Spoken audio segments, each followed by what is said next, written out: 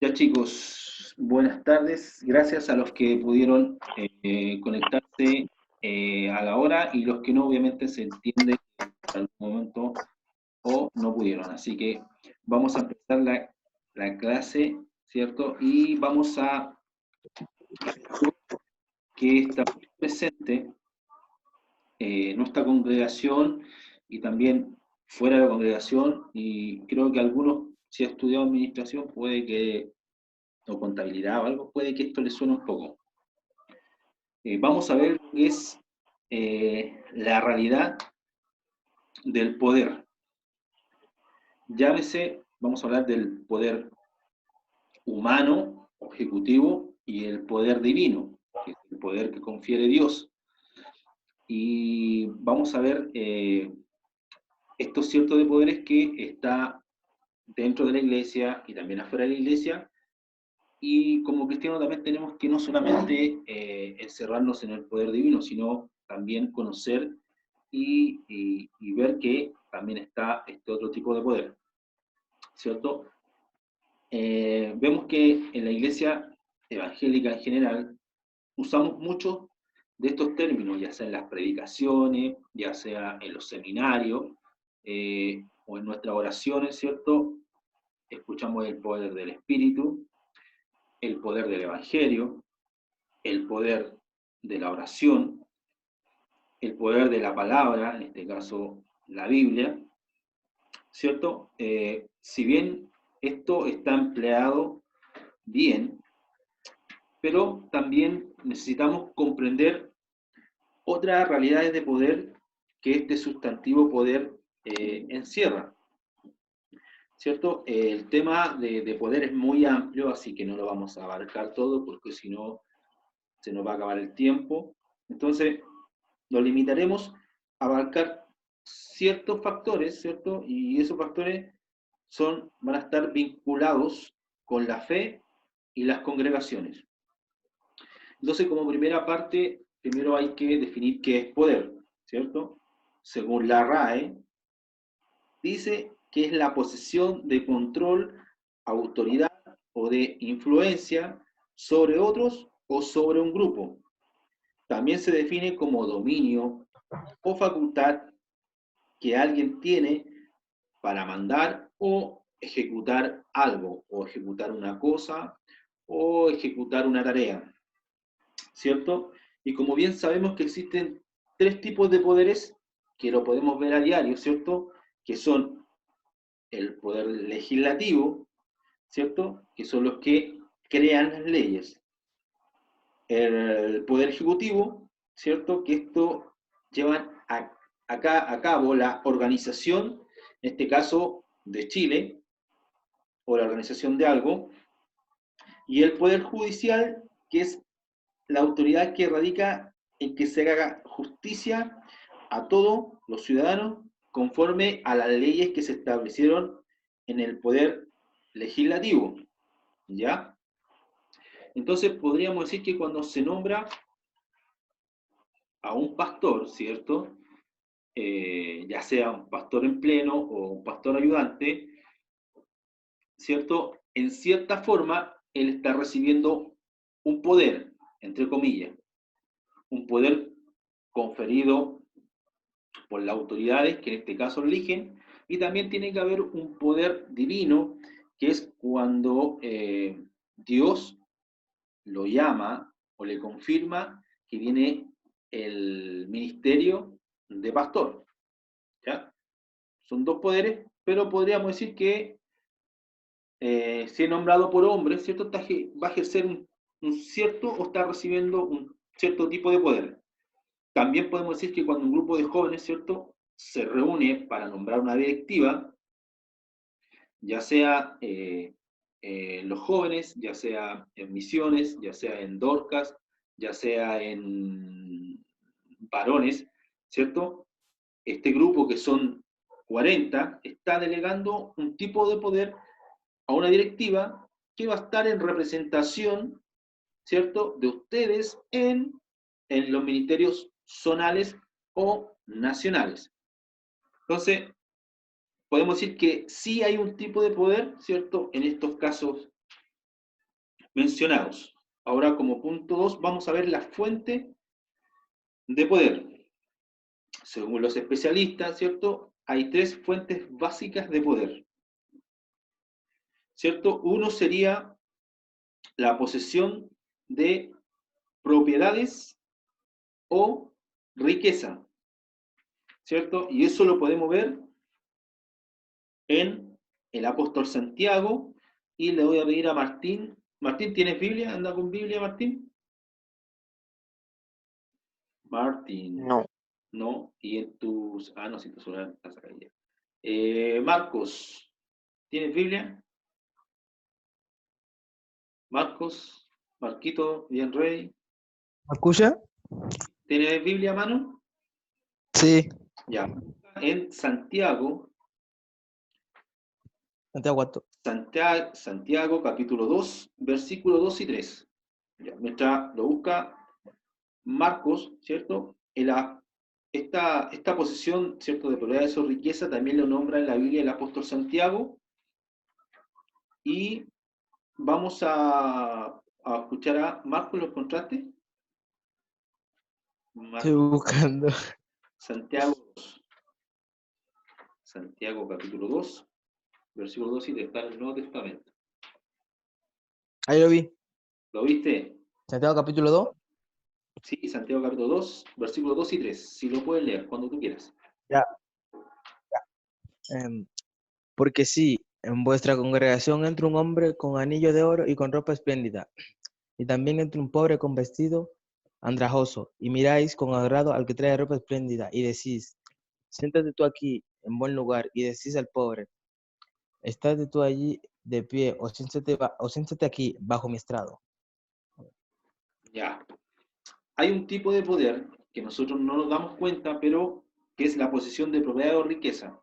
Pablo está escribiendo qué pasa cuando entra una persona, ¿cierto?, a la iglesia, que llega en un auto del año, que llega vestido con ropa cara, ¿cierto? Esta persona, si le decimos que más encima esta persona hace un buen diezmo, una buena ofrenda, ¿cierto? Y lo vemos liderando, ¿cierto? Pero ¿qué pasa cuando viene una persona que no viene así? Entonces, quiere decir más o menos que eh, no fue solamente en el siglo primero o en el Antiguo Testamento, sino ahora lo podemos ver, que esta persona a lo mejor pasa en iglesia, que a lo mejor a donde ofrenda y diezma mucho, ¿cierto? Él tiene un cierto tipo de poder por lo que está entregando, por lo que está dando. No debe existir eso, pero hay, hay. Yo conozco un caso cercano de una persona que diezmaba y ofrenda mucho, pero él no ejercía liderazgo ni nada, pero cuando había ciertas, cuando llamaban a la iglesia a tomar cierta opinión entera, él ejercía un poco de poder, aunque él no lo veía, porque era una persona súper humilde, pero tenía mucha plata, pero ejercía un cierto tipo de poder, y cuando él opinaba, también muchas veces pasaba por esa decisión. Lo que él decía muchas veces tenía mejor palabra que aquel otro hermano que a lo mejor no ofrendaba, no diezmaba. Entonces, ese es un tipo de poder, una de las fuentes de poder, que es la posesión de propiedades o riqueza, y que lo vemos, ¿cierto?, en la Biblia.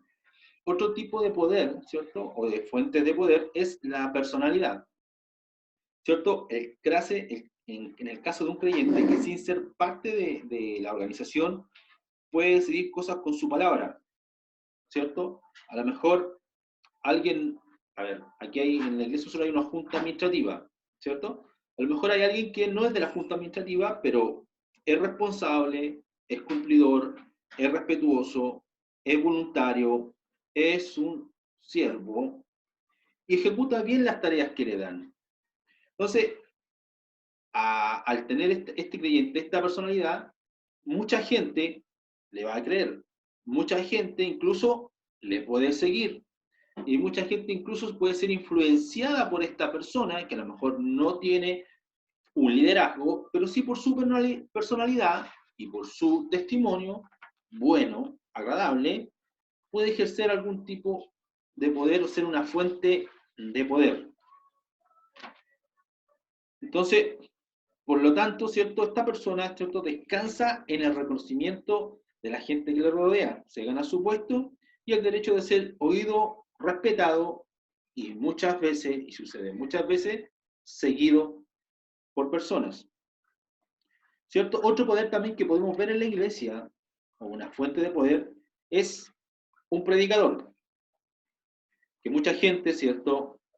Lo sigue o tiene la misma opinión por el sermón o tipo de sermón o mensaje que esta persona ejecuta, por su oratoria fluida, agradable y que gusta mucho a los oídos, también puede ser un ejemplo, ¿ya?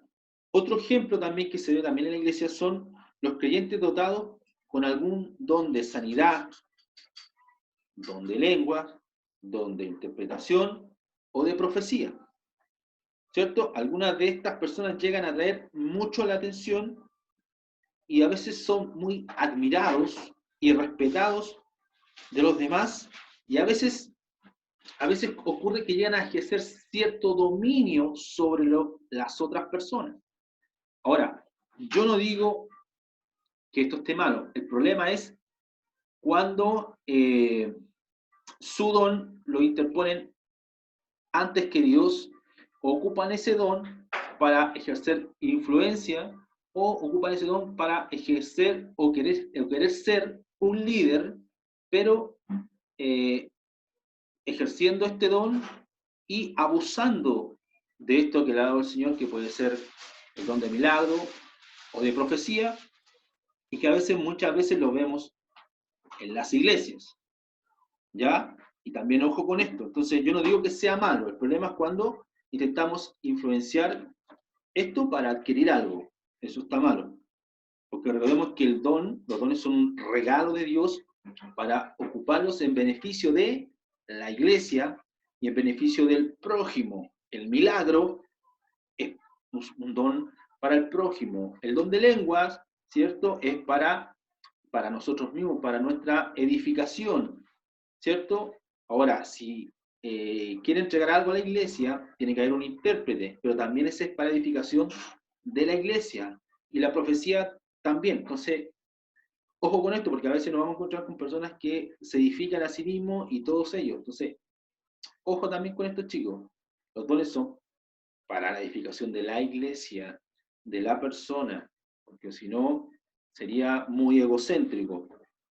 Y Dios no le gusta a las personas egocéntricas. Y a veces estas personas, ¿cierto? Ya no podemos hablar de un don de Dios, sino que de una persona que va más allá e impone su voluntad y su deseo sobre los demás, como le decía anteriormente. También, como fuente, ¿cierto? La C sería la organización.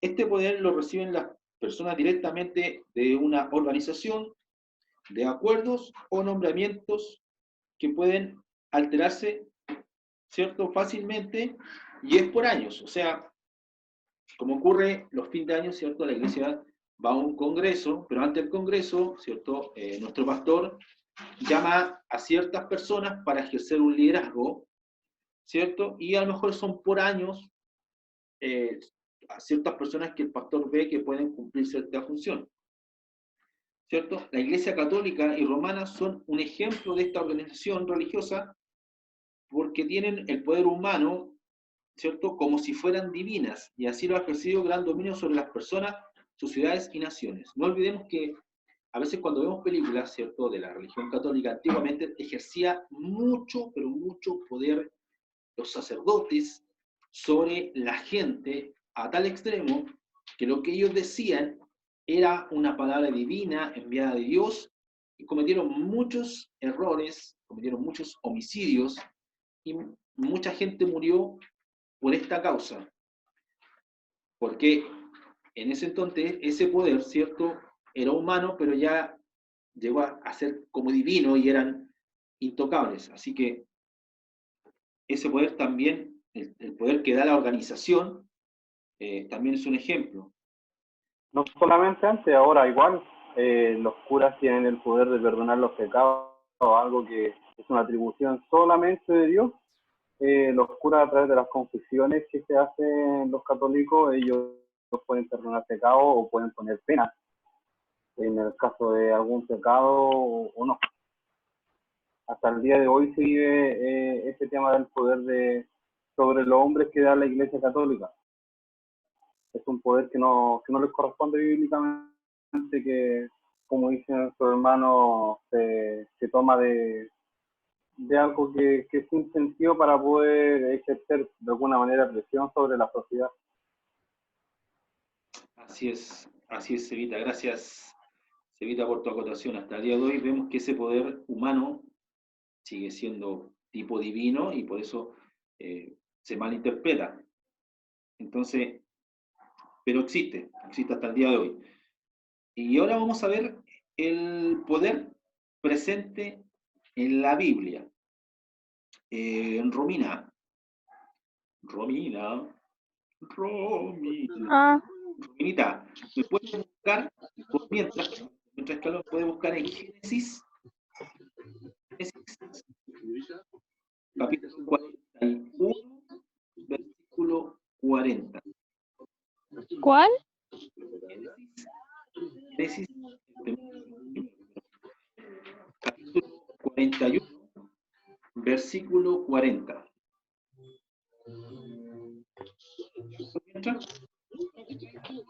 Romy. Sí. ¿Ah? Mantén ahí nomás, Romy. Yo cuando Ashley, aló Ashley.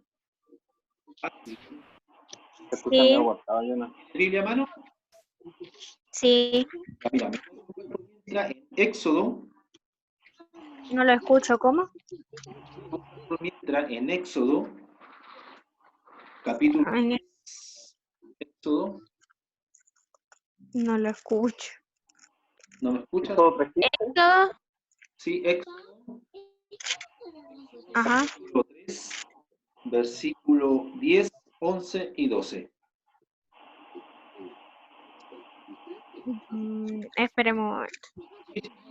Éxodo, capítulo 3, versículo 10, 11 y 12. Pero todavía no lo leas. Manténgalo ahí. Ah, ok. Romina, manténgalo ahí. Ya.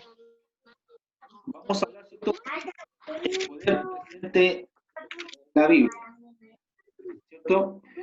Y vamos a ver ciertos poderes. Uno, que es una historia muy bonita, ¿cierto? Que es de José. José, ¿cierto? Debido a su capacidad que Dios le dio, este don de interpretar los sueños, y aparte tenía la habilidad de la administración y él aportaba soluciones concretas para la necesidad de Egipto, ¿cierto? Más o menos voy a hacer un recuento. El faraón tuvo unos sueños, ¿cierto? Soñó con 7 vacas gordas, 7 vacas flacas, y estas flacas se comían las gordas. Entonces, José en ese momento estaba en la cárcel y tuvo la capacidad, por el don de Dios, ¿cierto?, de interpretarle el sueño al faraón, y el faraón no encontró a nadie más. ¿Por qué? Porque José le dio la solución, ¿cierto? Y ahora Romina va a leer Génesis 41-40 para que nos clarifique este tipo de poder que tuvo José. Ya. ¿Lo leo? ¿Sí? Dice, tú estarás sobre mi casa y por tu palabra se gobernará todo mi pueblo. Solamente en el trono seré yo mayor que tú. Ya. Lo que leyó nuestra hermana Romina es que el faraón, ¿cierto?, le otorgó el poder administrativo, ¿cierto?, a José para gobernar Egipto, siendo que la única persona que era mayor que él era el faraón. Después del faraón venía él, o sea, ¿cierto? El faraón en este caso le otorgó un poder administrativo a José, ¿cierto? Y pudo gobernar Egipto y no sufrió con la hambruna. Y en esa hambruna, un dato, Dios lo hizo para poder conservar al pueblo de Israel y que no muriera, porque le había hecho una promesa a Abraham. Así que todo, Dios tiene todo preparado y listo, o sea, es genial. Otra persona que ejerció un poder, ¿cierto?, en la Biblia, y que en este momento hay una serie y la están repitiendo, que es Moisés. Moisés Buenísimo. representó otro caso de poder, ¿cierto? Recibió el llamado y la comisión de Dios para sacar al pueblo de Dios de la esclavitud de Egipto. Qué anecdótico, ¿cierto? Primero con José, con la habilidad de José, Dios conservó al pueblo de Israel y creció en gran número en estos años. Pero ahora ya crecieron, ¿cierto? Ahora Dios escuchó las oraciones de su pueblo y le dio un libertador y también le dio otra clase de poder que esta hermana Ashley vale. Éxodo capítulo 3, versículos 10, 11 y 12. Vamos, Ashley. Ya. Ven, por tanto, ahora, y te enviaré a Faraón, para que saque de Egipto a mi pueblo, los hijos de Israel. Entonces Moisés respondió a Dios: ¿Quién soy yo para que vaya a Faraón y saque de Egipto a los hijos de Israel? Y él respondió: Ve, porque yo estaré contigo, y esto te será por señal de que yo te he enviado. Cuando hayas sacado de Egipto al pueblo, serviréis a Dios sobre este monte. Amén. Aquí, gracias, Ashley, vemos que Dios le entregó primero un poder divino, ¿cierto? Porque Moisés iba a ser la cara visible y la persona con la cual Dios iba a hablar, y le entregó, ¿cierto?, el poder divino, le entregó también un poder de líder, de carácter, de jerarquía, y también después de administración, porque sacó el pueblo, pero también después más adelante tuvo que organizarlo. Y también después entró una persona que era su suegro, el suegro de Moisés, que también le ayudó con el tema de la organización del pueblo, porque el pueblo era mucho, tenía mucha presión y estaba cansado Moisés. Por eso que también es bueno siempre, chicos, que si se arma una directiva o cualquier cosa, es bueno delegar porque en algún momento los podemos cansar. Y espero que sean presidentes o líderes juveniles, líderes de misiones, espero, o líderes zonales, mínimo. Así que Moisés ejerció este poder. También había otro poder en el Antiguo Testamento que lo ejercían los sacerdotes judíos. En este caso, Moisés estaba el Moisés que veía la parte organizativa y la parte espiritual la veían los sacerdotes. Entonces, estos sacerdotes judíos eran los mediadores entre los hombres y Dios y ejercía un poder extraordinario para dar una palabra de directiva y resolver muchos asuntos. Entonces, estos sacerdotes era el intermediario, ¿cierto? Una vez al año se daba una ofrenda para perdonar los pecados y este sacerdote hacía la intercesión de ellos con Dios, ¿cierto? Y ejercían ese poder y también podían aconsejarlos, ¿cierto? Y resolvían también ciertos problemas, que en ese caso eran los sacerdotes. Y también, también cuando empezó la iglesia en forma colectiva, como un equipo, ¿cierto? También estos necesitaban tomar muchas decisiones y también invocaban a toda la iglesia. Antiguamente yo me acuerdo que cuando era chico, cuando habían decisiones, el pastor convocaba a toda la iglesia y por democracia, a veces o sea, se elegían los dirigentes y se tomaban acuerdos. Entonces, yo voy a pedir a Paulito, bien ready. Pablo, aló, Paulito, ¿se quedó dormido o dejó el...? No, aquí estoy, jefe. Ah, ya, pensé que me había dejado marcado el beat, hermano. Mira, No, es que se me había caído el celular. puede buscar en Hechos, capítulo 6, que es el Nuevo Testamento. Hechos, capítulo 6.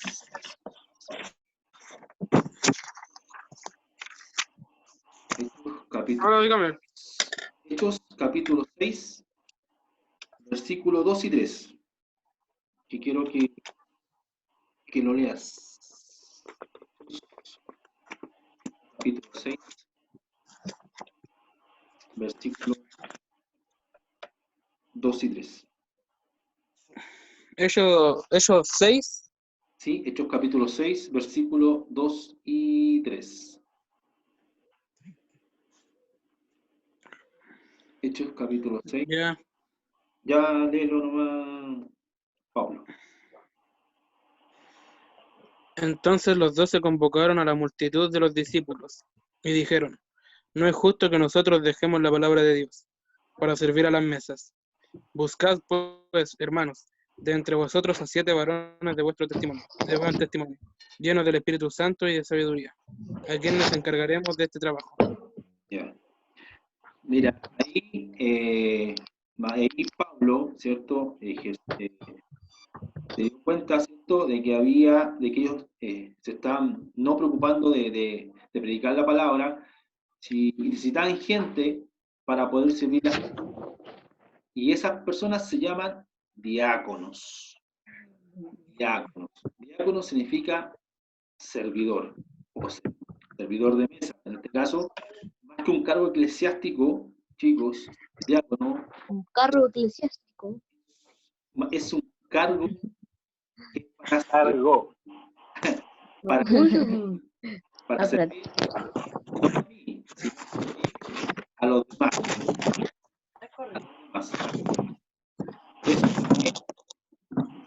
No te escucho nada. ¿Ah? No te escuché nada. ¿No escuchaste nada?